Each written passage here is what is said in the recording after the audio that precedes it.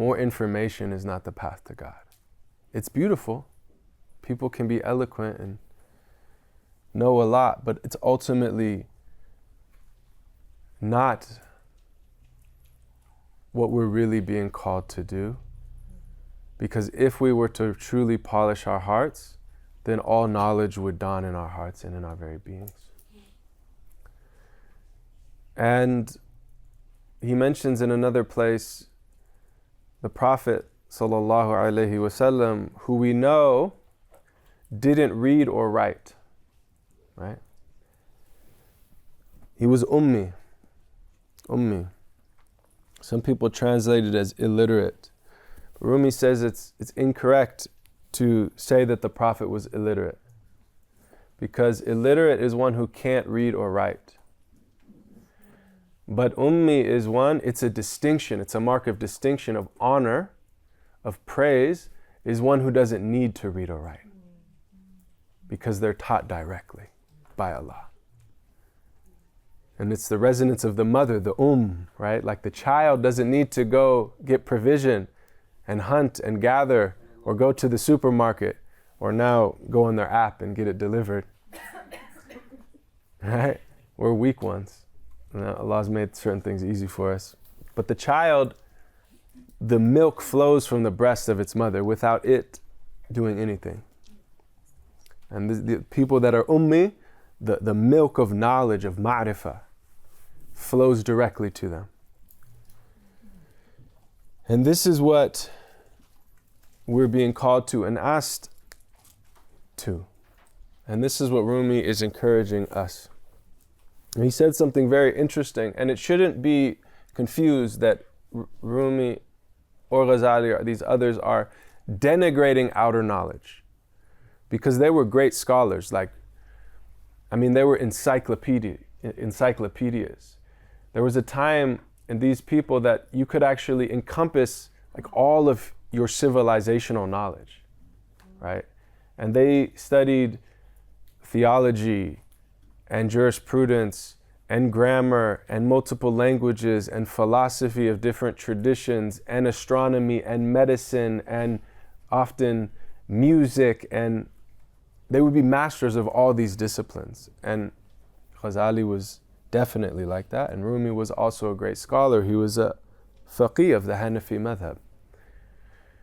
But what you see with these great ones is that they get to a point where they realize that these outer knowledges are tools. They're not the goal, they're a means to something. And if you think they're the ends, you're going to be in trouble. That's the challenge. That these are all things that help you polish your heart. And so he says, they have let go of nahu and fiqh. Right? He doesn't mean they don't practice the sacred law anymore, but he means they've graduated, like they mastered that, and they realize, like, you learn grammar, why? Not to just recite grammar, but to read things and understand what's being said. You study fiqh, why? Not to just know every ruling, but to be an abd of Allah. To be in a state of obedience to your Creator. To implement it. And they have taken up mahu and spiritual poverty. And that brings up another story which actually elucidates and illuminates what he's talking about. That's also in book 1, and it's a famous story of the ferryman and the grammarian. And there was a great grammarian, right? Famous scholar of Arabic grammar. And he came to this ferryman to go across the river, this vast river. And so he got on the boat and they started to go. And this grammarian, he represents the scholars of the outward who have a lot of outer knowledge, but still haven't polished their hearts. And so they still have some arrogance and diseases of the heart. And so this grammarian speaking to this boatman, and the boatman has very poor grammar, broken speech, right? And so the grammarian says, didn't you ever learn to speak properly? And he says, no, I had to drop out of school at a very young age to work and feed my family. And so the grammarian said, then you've wasted half your life. And Rumi says he was heartbroken at that. He was so hurt that this scholar would say this to him. So they keep going, and then Rumi says they hit a whirlpool. They started to get dragged down, and all of a sudden the boat began to sink. And the boatman, the ferryman, says to the grammarian, "Did you ever learn to swim?" And he says, "No, like I'm a scholar. I don't have time for child's play and swimming." And right? He said, "Then you've wasted all your life."